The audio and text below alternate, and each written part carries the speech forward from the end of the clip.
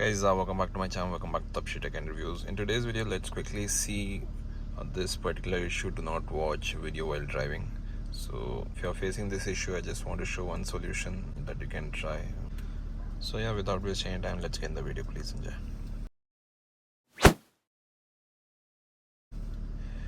So this is a YouTube app which I tried to open. So if I try to open this, I see this message: do not watch video while driving.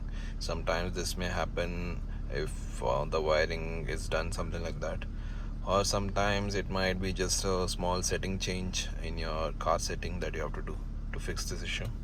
So the quick fix to solve this issue that you can definitely try, which may not be because of wiring, which may be because of a small setting change, and see if this solves the issue in your Android infotainment system. So what you can do is you can go to car settings.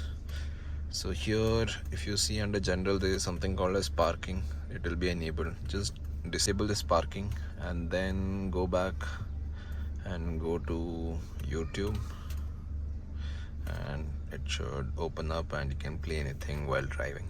There should not be an issue. So that's a quick solution which I wanted to show, and a quick video which I wanted to make. If this also doesn't solve, then they might have rigged something in the wire that you can get it fixed.